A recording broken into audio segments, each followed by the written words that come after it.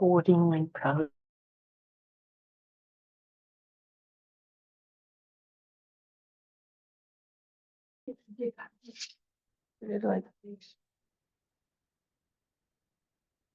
Hey, let's see some frustrations. Ay, we just take a moment to, there is a very nice, I was telling someone today, there was someone asked me about the prostration, the 35 Buddha of confessions. I don't know if you ever done this practice, the practice of the 35 Buddhas, no? Yeah, yeah, yeah, yeah. So it's in this school of Buddhism, we have actually 9 types of preliminary practices. And they are all practices that are relation to purification and accumulation of merits. So accumulation of merits has that idea of like transforming or changing or kind of like bringing our mind into virtue. That's what it is. And purification is really purifying our negative tendencies. And the 35 Buddhas is the one that we do it in order to do the accumulation of 100,000 prostration. Okay, so 100,000 full body prostrations. That one that you go like this. Very good for the it's very good for the body as well. Not only for the accumulation, but it's very good. Difficult sometimes for the knees, but very good. And these prostrations, the 35 Buddhas, is just so special because the 35 Buddhas and the 7 medicine Buddhas, we do it together. They came, or they like their prayers was to help sentient beings, especially in these difficult times. So when we are creating this very strong connection with the 35 Buddhas and the 7 medicine Buddhas to request them to help us. They are not the ones who are gonna purify us. We are the ones purifying ourselves, but they help us to purify through their example, their kind of like encouragement, their especially their purity and what they accomplish, the qualities that they accomplish.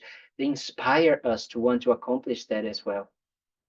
So that's what we're doing, is like especially when we're doing prostrations, we are acknowledging that we have done negative tendencies, negative actions with our body, speech, and mind. And we want to purify that. We want to really stop. So it's a way to help us stop, not engage into that anymore. So when we're doing prostrations, we can always visualize in front of us, Rinpoche gives a very nice um, motivation, for the prostration. So he says how we are gonna die, and we should see that those negative seeds that we created is like poison in our bodies. If we keep it in our minds, we're just gonna suffer again in the future. So we should do everything that we can with our body, speech, and mind to purify those negative tendencies, not engage into more negative tendencies, and only perform positive ones.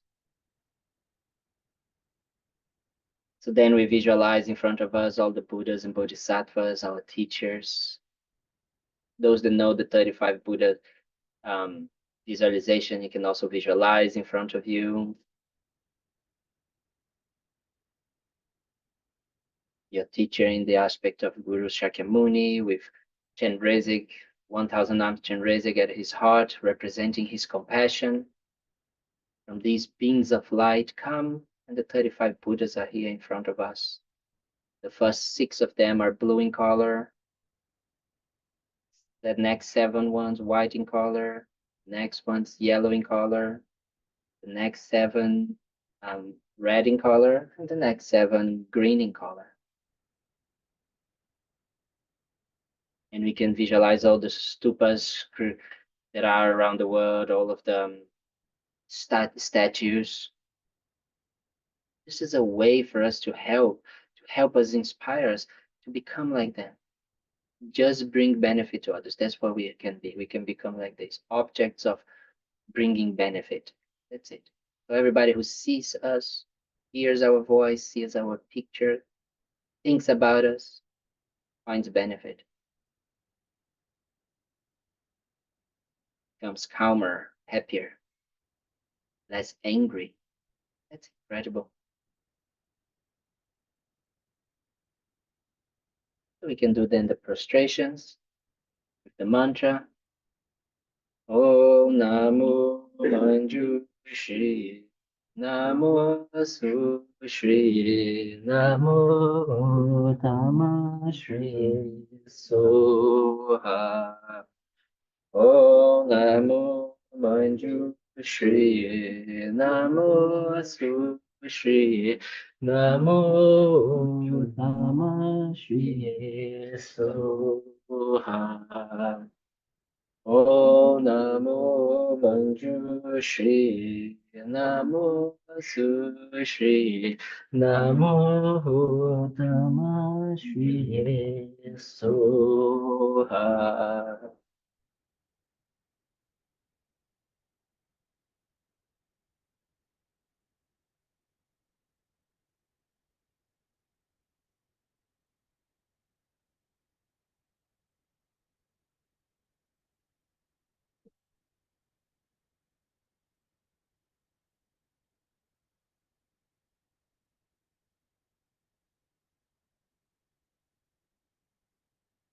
Very good.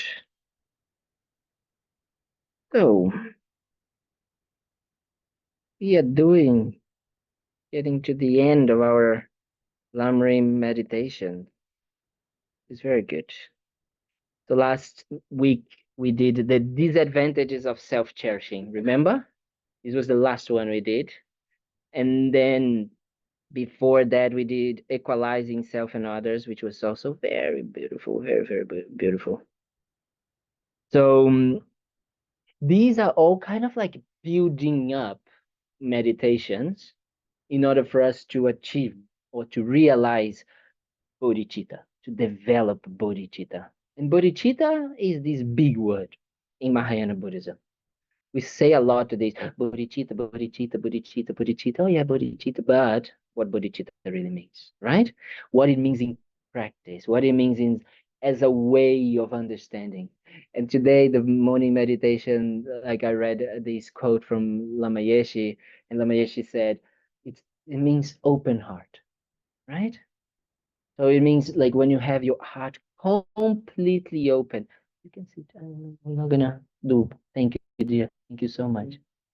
Um, with there's no any type of kind of barriers anymore. Your heart is completely open towards all sentient.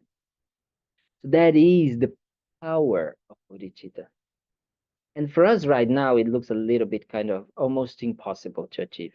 I don't know for you, but for me, sometimes, I still see my mind going so kind of like small things, and then, you're still like, yeah. But if you think about it, sometimes you also can see the potential. You can see sometimes when someone is very angry at you, and then you just don't act in the same way, and you actually think about that person, you even feel a bit of compassion towards that person, right? We all had that.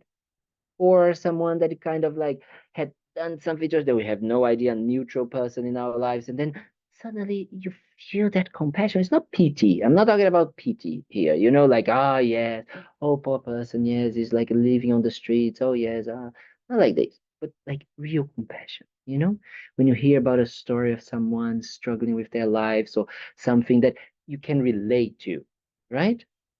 And that is the thing that is funny, because sometimes we need that feeling of relating to, right? But then when we go very narrow minded and we think that the things that we need to kind of relate to is just about this life.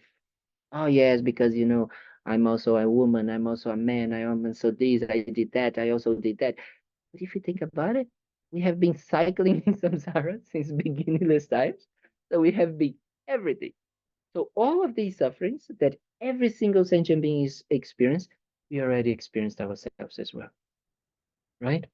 We all here in some ways have been in wars, we would say, or we have experienced famine, especially lack of raisins in our lives. I'm gonna stay with that. And then, it's like that is the thing that we really need to understand that all of these sufferings of others we have experienced, and in some ways we still experience the the mental suffering, right? Everybody that we know, every single person, and especially wealth people, we think that normally they don't suffer, or we don't have the same type of equanimity of kind of like compassion. We can feel compassion for people that are down there, right? But normally people that are a little bit higher than us, or you wanted a job and another person got the job, uh, you know, or the politicians. Oh, we can really develop compassion towards them.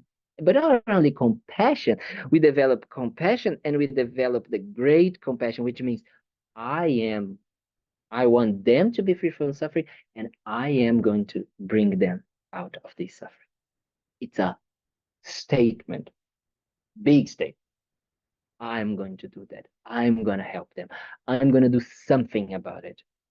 So that's why sometimes I personally struggle when people talk about compassion as something passive.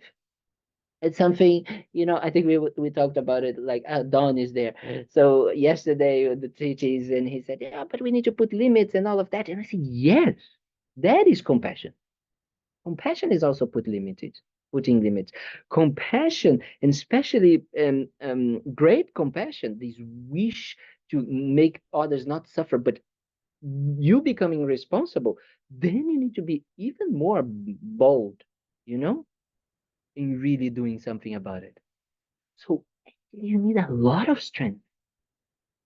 It's funny because normally we talk a lot about compassion and wisdom, but in Buddhism, in Vajrayana Buddhism, in the Tantric Buddhism, we talk about the three deities, which is Chenrezig for compassion, Manjushri for wisdom, and we talk about Vajrapani. There's even a center in California called Vajrapani.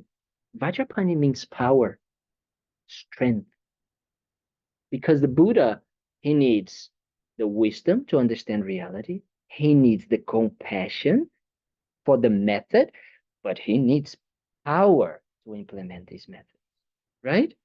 Strength. We should not forget about that.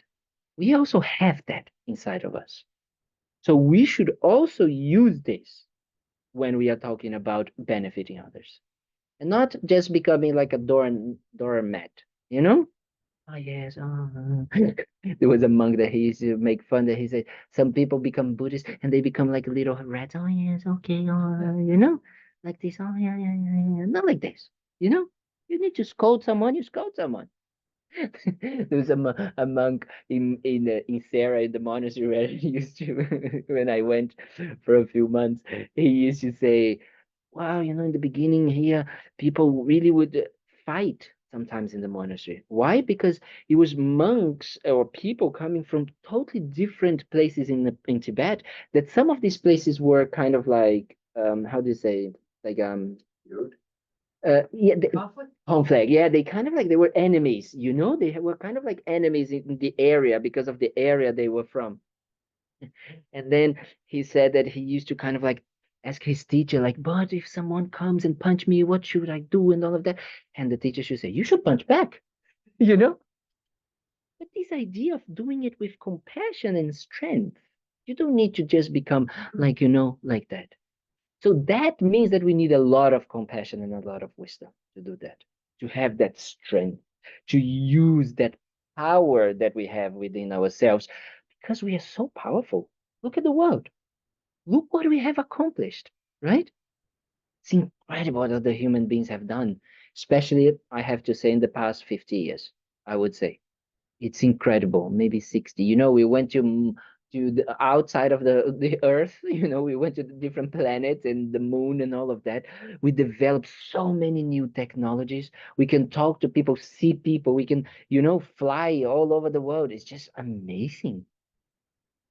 But unfortunately, the motivation for all of that is not to achieve enlightenment, is not to benefit others, right? It's just a greed aspect of me. I want that, right? And we ended up not being able to benefit others because of this. So can you imagine if we use that power that lies inside of us, that we use in our daily lives, together with this in understanding, this wisdom, and with this compassion to thinking about the welfare of others all the time? Wow, we become very strong people, right? We can really benefit.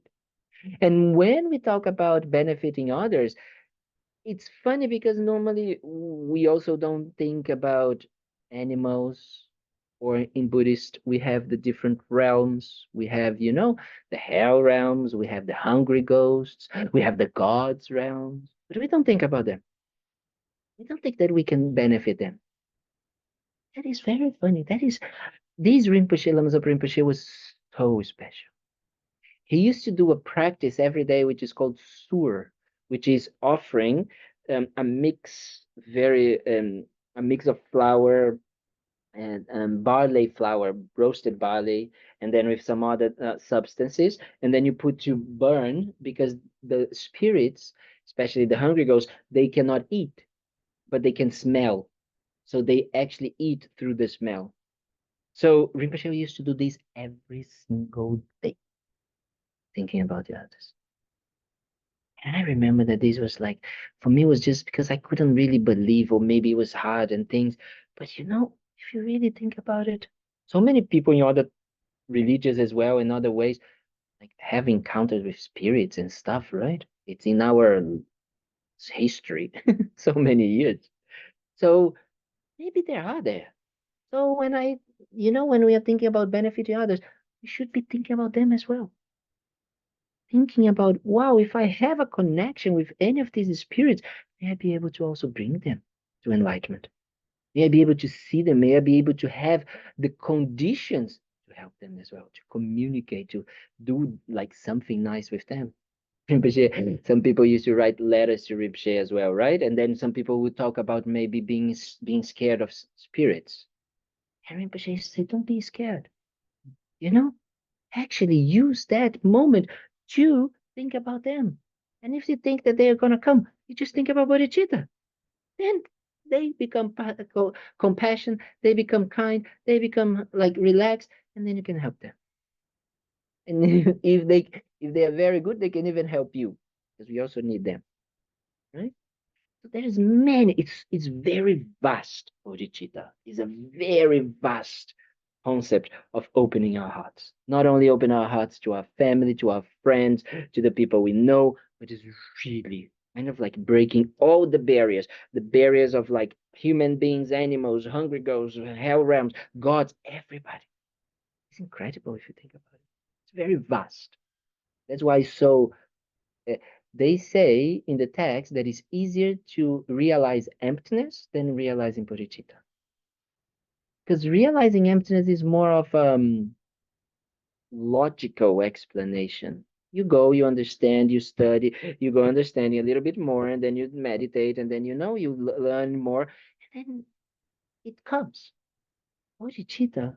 Bodhicitta means you need to work with your heart, not so much here only, but with your heart, with your experiences, with your day to day, with everything that we do can become bodhicitta. That is difficult. That is harder.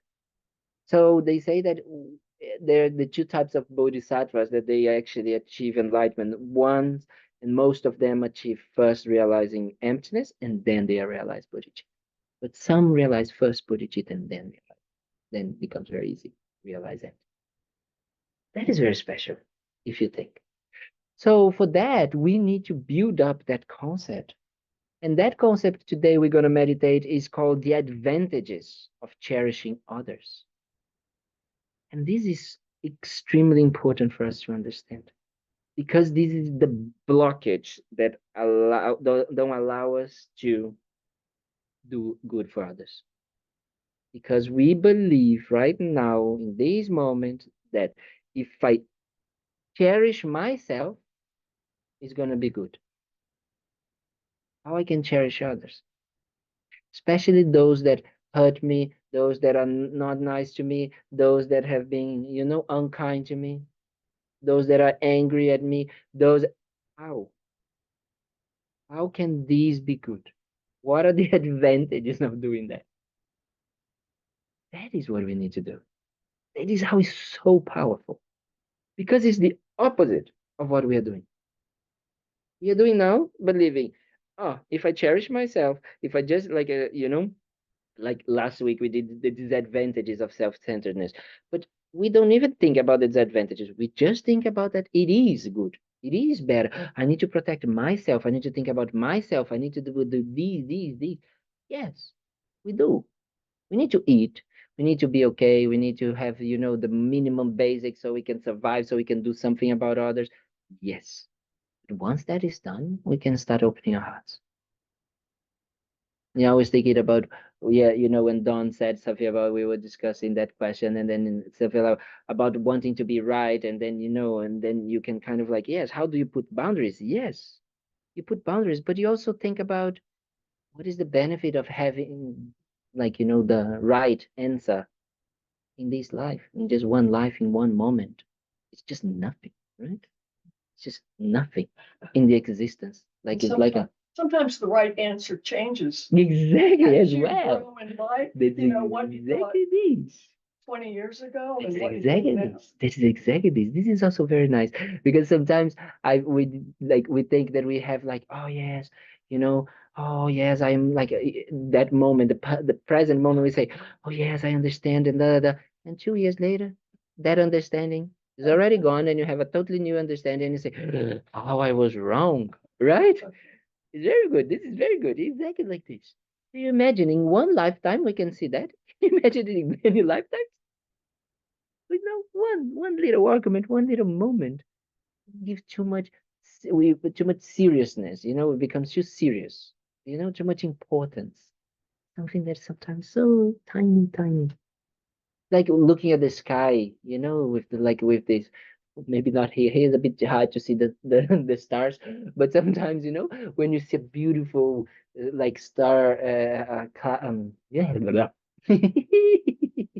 A beautiful sky full of stars, you feel sometimes so tiny, so small. And there are galaxies. And they are galaxies, They're not right? stars. Exactly. So it's like hundreds and thousands of stars and galaxies and things. And we're just here with our petty little world, thinking about me. Mhm. So we have this potential. So then we need to think about the advantages, And as I was saying yesterday, it's really important that we understand that by cherishing others, it's how we're gonna get what we want in this life. So all the small little things that we want, like for example, we have someone in our lives that are so difficult that we have difficulties with, and you say, oh, but I need to say this to this person. I need to, I need to put her in the place. I need to say, if you just eh, say I'm sorry, if you just see that person is struggling, you don't need to agree with the person's like what the person is doing. Saying I'm sorry, practicing forgiveness, talking to the person, not being the last one to do it, it doesn't diminish you or decrease your goodness or your value, right? By the opposite, increases your value as a human being. So that is how cherishing others becomes the path, because by doing that, we achieve what we want, which is happiness for ourselves. So that's what it means becoming wisely selfish, what the Dalai Lama says all the time. How you become wisely selfish? Instead of thinking about you, you think about others. And then by doing that, you're gonna get what you want. I think it's good. And not only this, if you think about it, we have so many sentient beings. to actually be able to help and think about their welfare, that our lives become so meaningful. They have so much time, so much possibilities. Everything we do, every encounter, every moment of our lives can become meaningful. It's very special.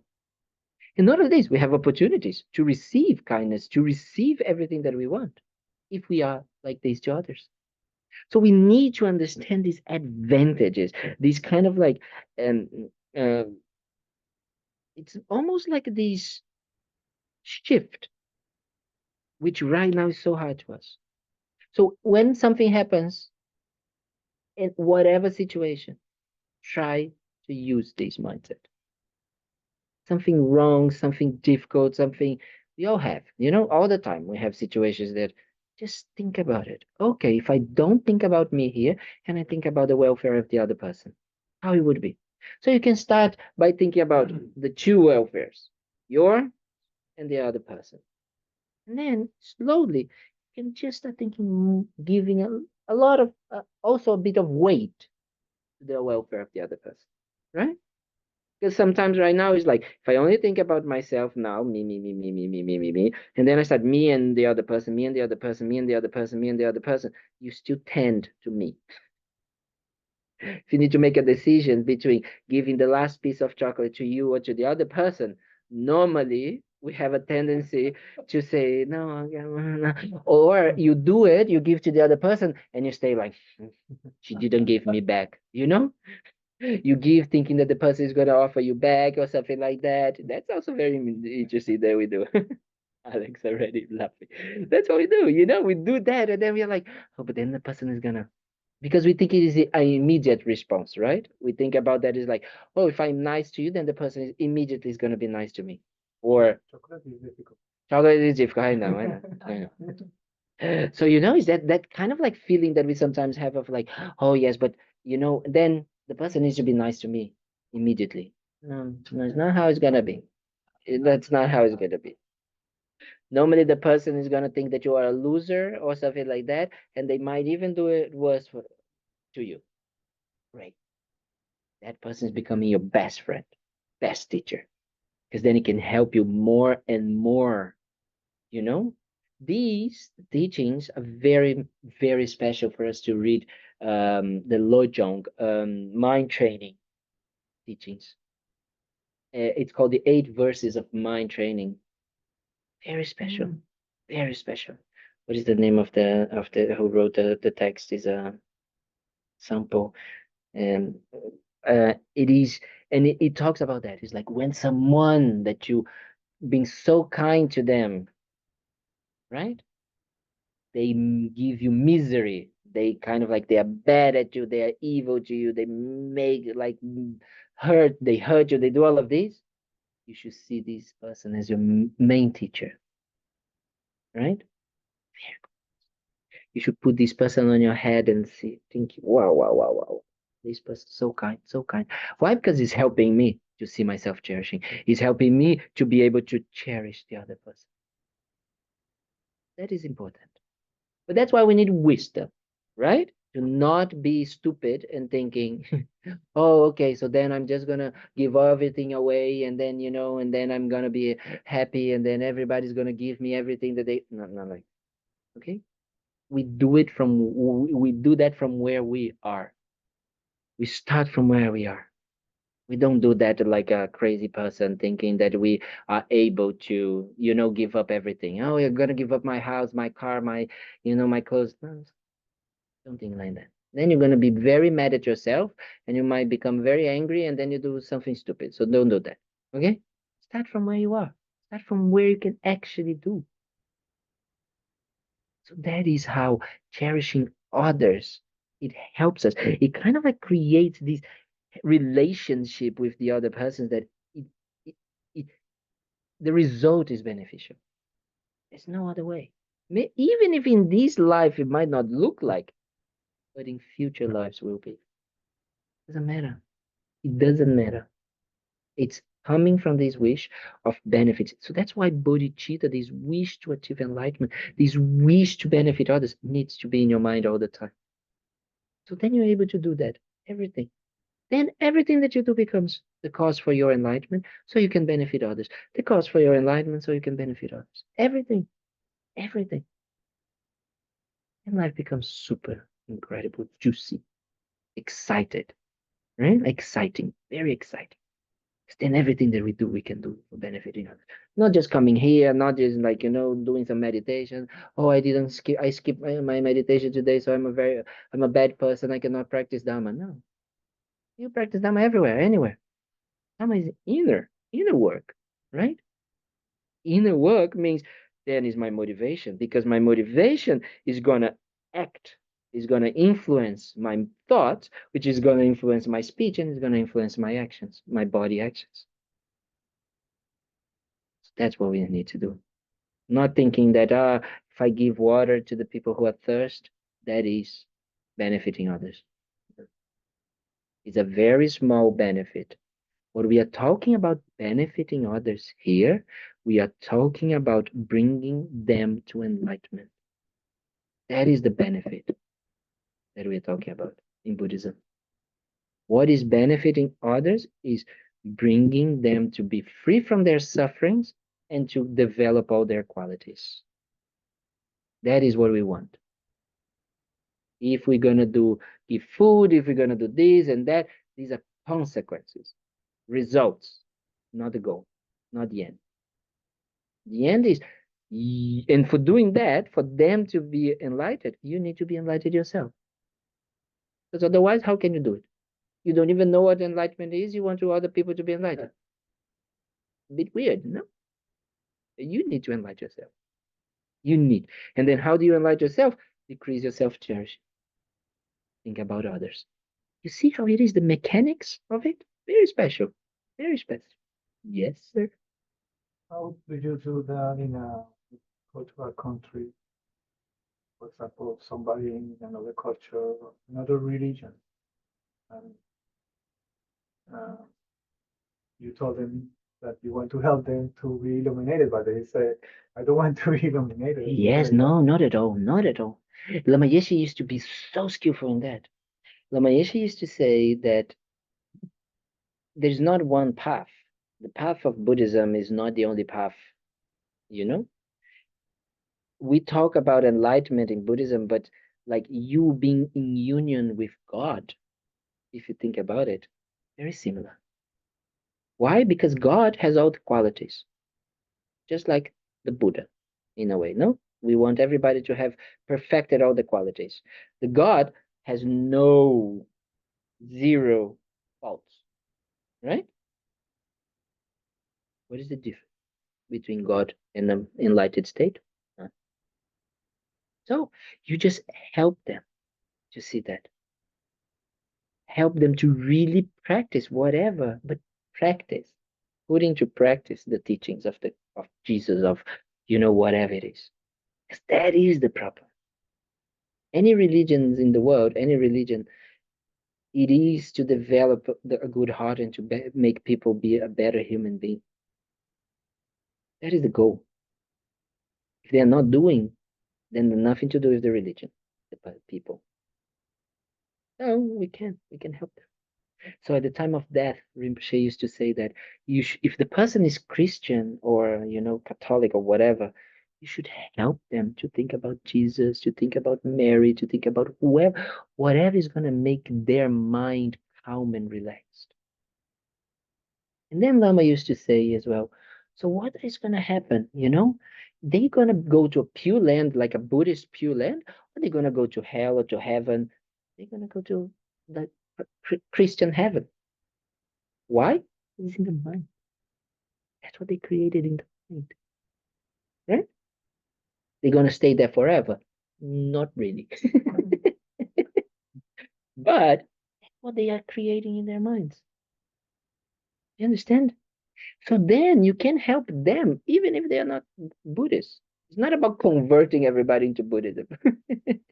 No, if you achieve enlightenment, then you can manifest in whatever beneficial way it is. You know, the explanation of Jesus for Buddhism, he was an incredible bodhisattva. Incredible. Because He brought a lot of love and compassion to this world. His teachings, so special about that. So just increase people, make people believe in that, practice that. That's how we can help people that are not. Okay. Okay. So let's meditate on the advantages of cherishing others, and then yes, and then we can have a little final chat, and then we can go to sleep. So let's find our posture.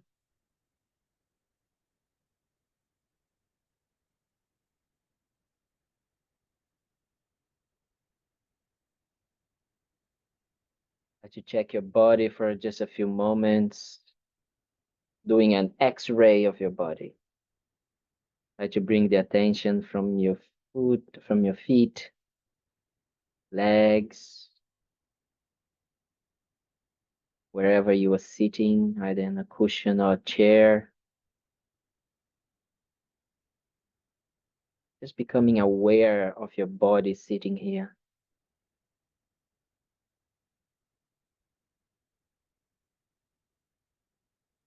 And check your back, your spine. Try to be as straight as you can, but not tight, not forced, not tense.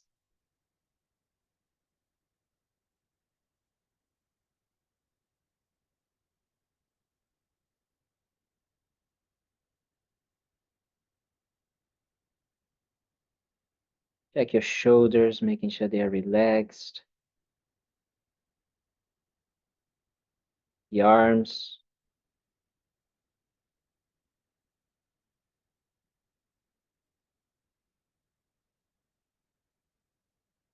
hands,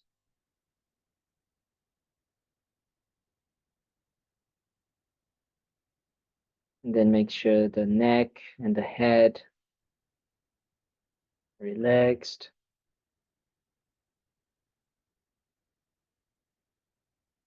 Your facial expressions, your face is relaxed as well.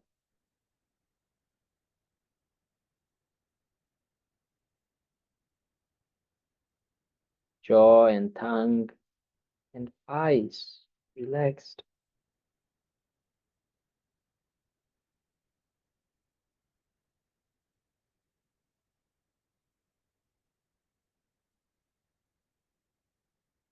And in order to relax our breathing, we can take 2 big breaths.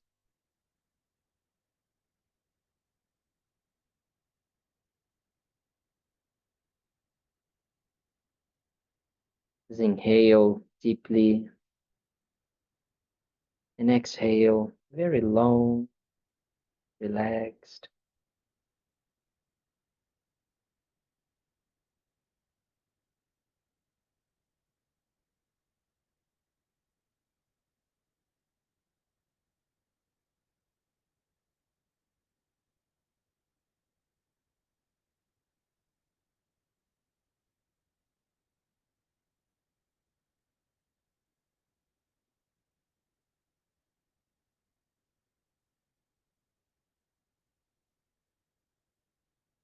Now we can start checking our mind,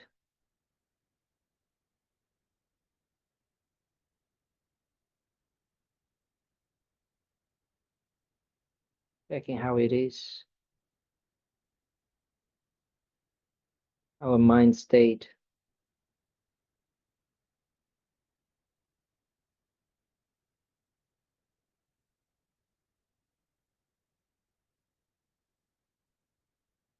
There is excitement and many thoughts going around and coming and going in. Agitation.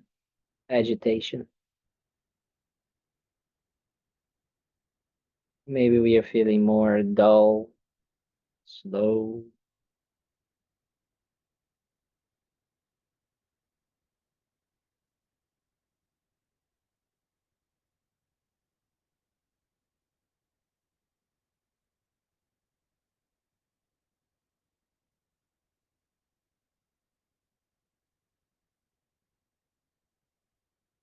whatever it is that our minds are doing,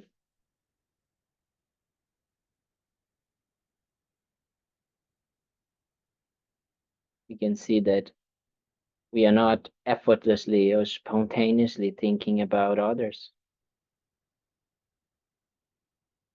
And especially, we are not thinking about benefiting others in the way of wanting to bring them to enlightenment, wanting them to be free from suffering and to have perfected all their good qualities. We are not thinking like this. This is not what our thoughts and feelings, emotions are about.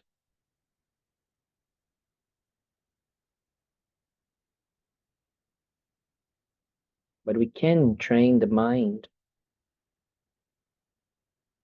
and achieve this state of spontaneous, no effort to be like this, to only think about the welfare and to benefit others.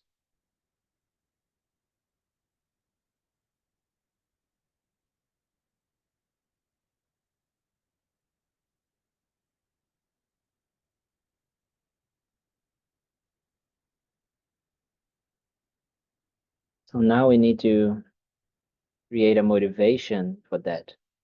Need to put effort, need to create an understanding.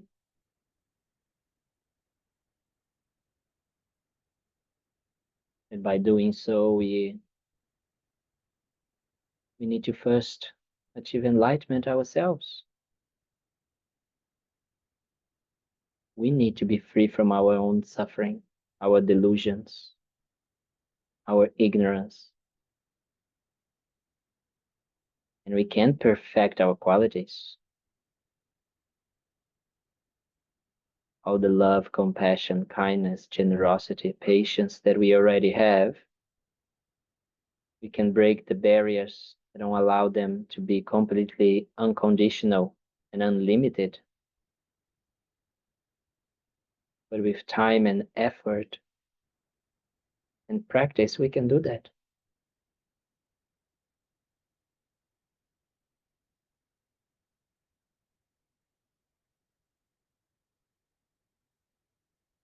So this meditation, it helps us to achieve this.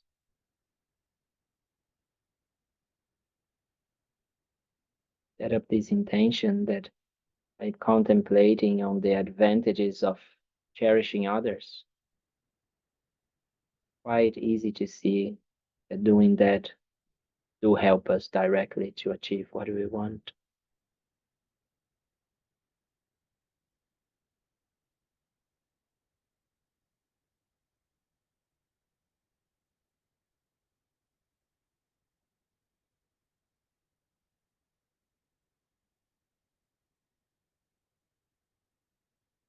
So with that motivation, we can start bringing our attention to our breath,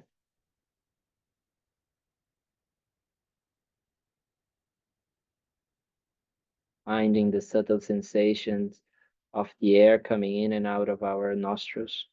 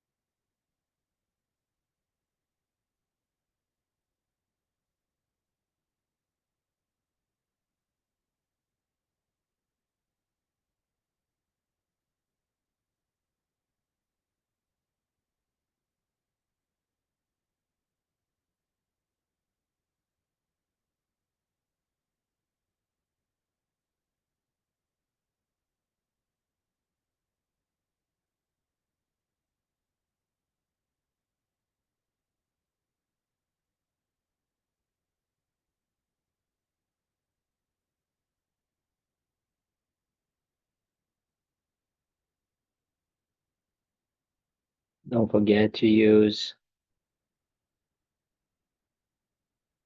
mindfulness and vigilance. Vigilance to become aware every time you lost the breath as your object of concentration, and mindfulness to remind you to bring it back.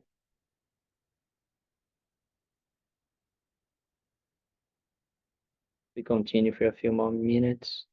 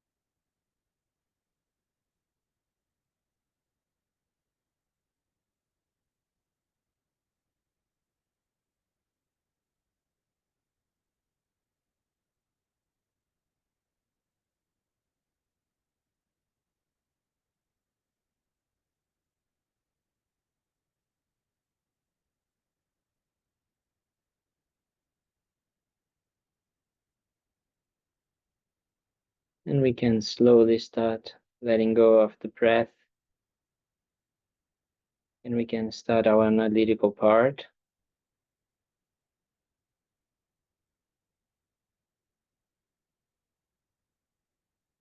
Trying to understand and acknowledge the advantages of cherishing others.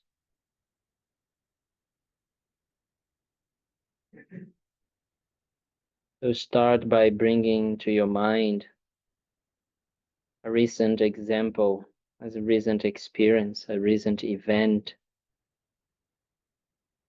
where you were kind to someone.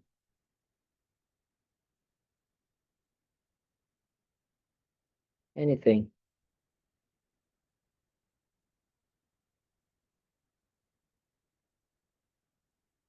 You were kind to someone and someone really appreciated your kindness.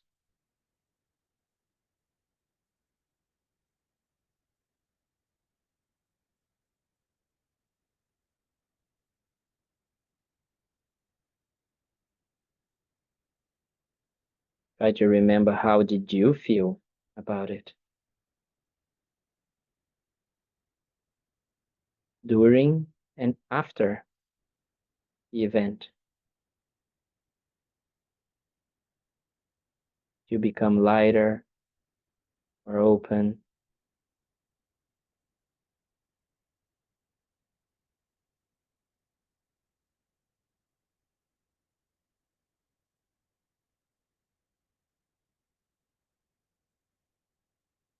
Maybe you became you became with a started to have a good mood. You were in a very good mood.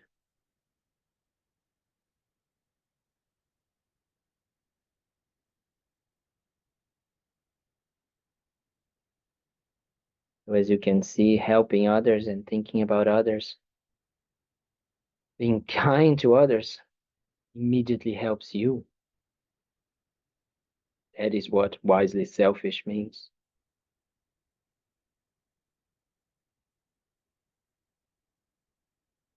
And if you think about the other person, how do they feel?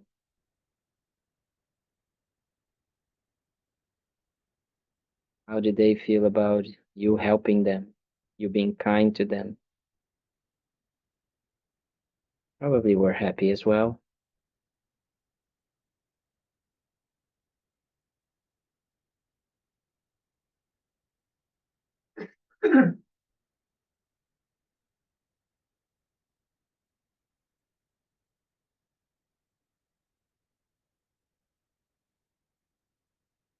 So not only we got happy, the other person was happy. Not only we experienced happiness now, but we created the seeds in our minds to experience happiness in the future. Isn't that a win-win situation?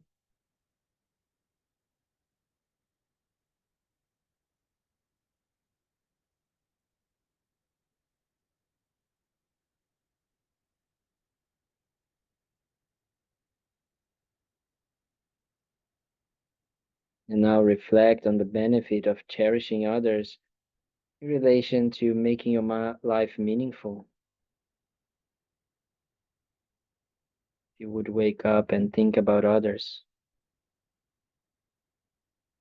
It's easy. Sometimes we do that. Sometimes we have some people in our lives that are going through some phases and we think about them when we want to make a surprise or it's someone that we like, it's their birthday or something, and we were thinking about them.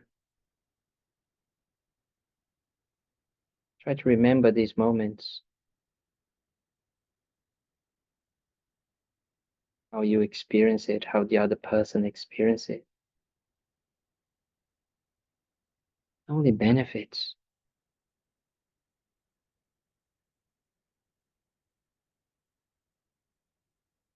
Our lives can become meaningful if we would wake up every day and just think about others. How incredible, how many options and opportunities we would have to do good, to bring goodness to others.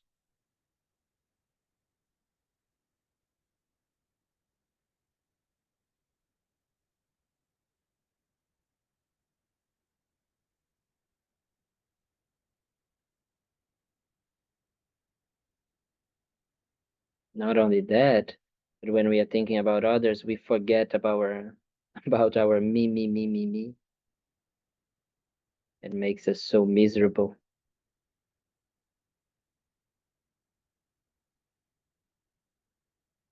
Try to remember, you know, a moment that you were a little bit thinking about yourself and then you started to think about others. And this me situation totally forgot, totally gone.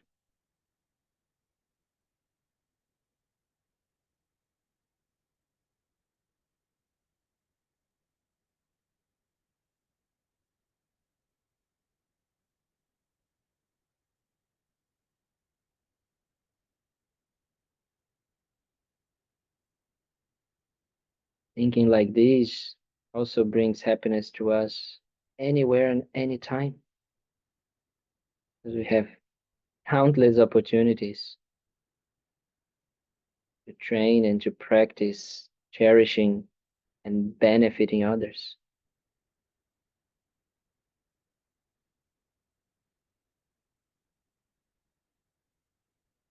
So many options in our lives as we meet with people and beings and animals all the time.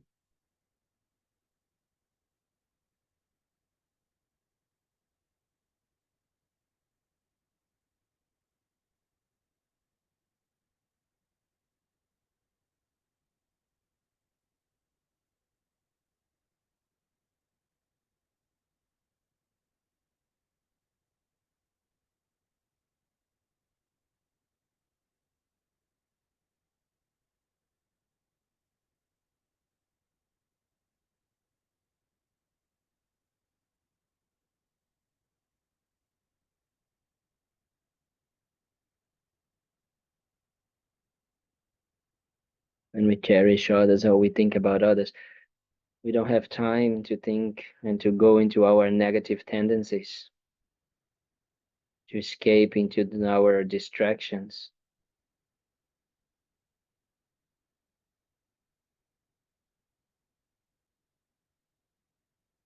We decrease our negative tendencies as well.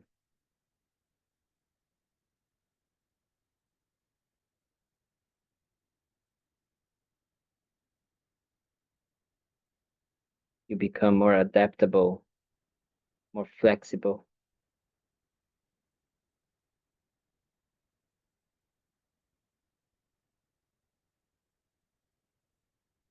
More free to help others in the best way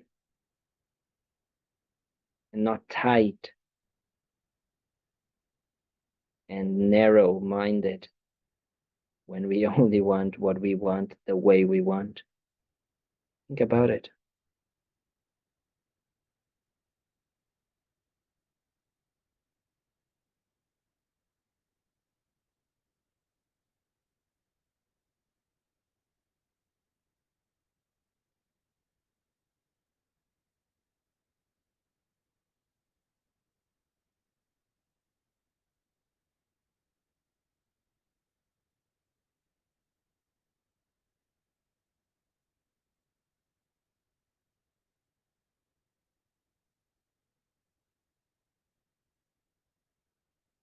And cherishing others is not only an advantage for ourselves, but if you think about it, it's an advantage for our world. Because by doing that, people get inspired. They can also start doing the same. So we bring peace and harmony to our communities, to our society.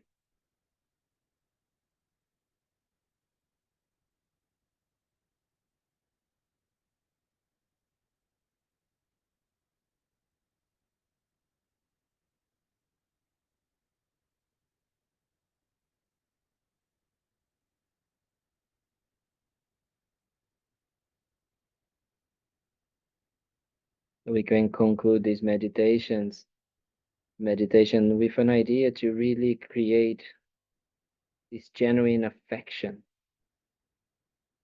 genuine wish to care, benefit others.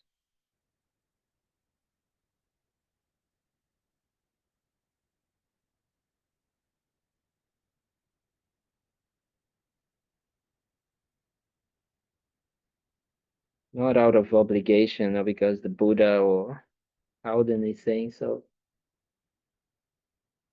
but because you understand the benefits, the advantages of doing that.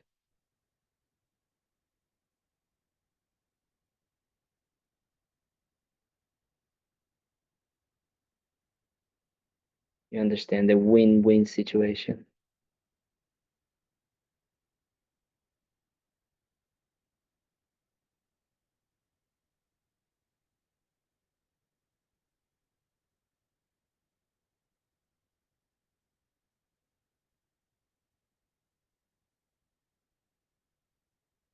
In this way, we can dedicate all of the incredible seeds and positive energy that we created by doing this meditation. By thinking about just really doing what we are doing now. It's incredible. So much benefit already. Spending here an hour together, thinking and talking and no me gustó nada, vamos. O sea, no me gustó, vamos. No, Y ahora mucho homenaje. mira, no había regalos, había raffle. Eso no es regalo. Exacto. and the Y right, los and the raffles right, eran. and the right. Y luego Yes, mute. además, mira, Thank you. Sorry for that. So we just dedicate then this energy that we created here together so we can benefit others and we can continue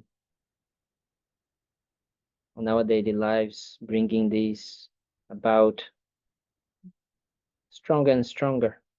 The more we do it, the easier it becomes. So we dedicate that we are able to do that very, very soon.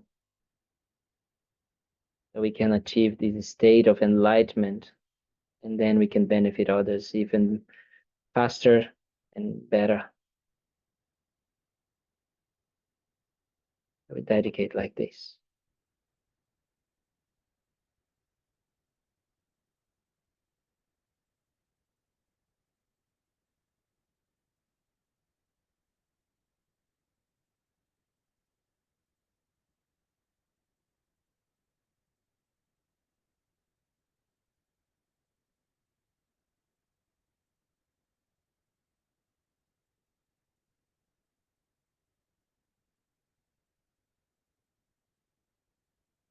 So, hard to moisture the heart with these things, huh?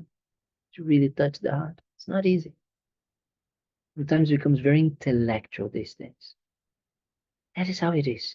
You need to first come here and you slowly come down. But then you can apply in your daily life and then it becomes very nice. And you start to see it, you start to see the difference of that. And we need to remind ourselves, right? So that's why we meditate on these things. We meditate, 10, 20, 30, 100 years. But then it slowly becomes more. There's taste. You start to experience, and then you start to see, you say, it's true. It works, right? You need to make it that. You need to do it. Okay, what is the advantage of cherishing? Okay, Carden said that if I do that, then other people become happy. Let's see. Try. And you see. You know? So you go, you bring a flower to your partner, or or you're nice to someone on the street or on the supermarket, and you just check how the person becomes better. There's a very nice little, I think, advertisings about kindness or something like this. It's just very nice. My mom sometimes she sends me these things. I have another friend that likes to send me these little videos about actions of kindness or something like this. It's just great, very beautiful. But then, if you just start with these slowly, then if we start working on ourselves more and more and more and more and more, and you can see when someone is really angry, so then you can maybe say something or do something that is going to decrease the anger of that person. Then you're not only helping that person with food, with shelter, with all of these nice things, you're helping them with the root of their problems, which is their mind. That's the best. No? Then you go more like this. Then you go talking. Then you go kind of like, saying things. Or just being you, the change. Then the person sees it's possible as well. Oh, maybe I should start meditating. Maybe I want to know more about these things, because you become like you with your auntie, with your like this. Then we can become. Okay? So we do try to do that. These are, I find that the bodhicitta and that part of the lamrim, they are very experiential if we want. It's a bit harder when we're talking about death and all of that, it's a bit more, you need to do these things a little bit more complicated. But here, wow, you can do it all the time. You can practice, make these meditations all the time. All the time. We have all the time we have opportunities. Neighbors or everywhere, whatever you do, wherever you go, there's people, if not, there is a pet or there's a dog or there's a cat or there's something. Or then if you don't have anyone, you live by yourself, think about the spirits living in your place, but don't get scared. Just think about them, then everywhere, every moment becomes practice of cherishing others. Okay? Thank you very, very much. Thank you. So I think it was written on the website that we were not going to have on Saturday, on Wednesday. Yeah, no, but we will. It's next Wednesday that I'm not here because I go to Orlando. Yeah, yeah, yeah. We changed. Yeah, so this is gonna be next week. This week is still with you. Then next week I remind you. Okay? Yes. Thank you very much, people online. Have a good night. Thank you. Thank you. Thank you, Don. Thank you.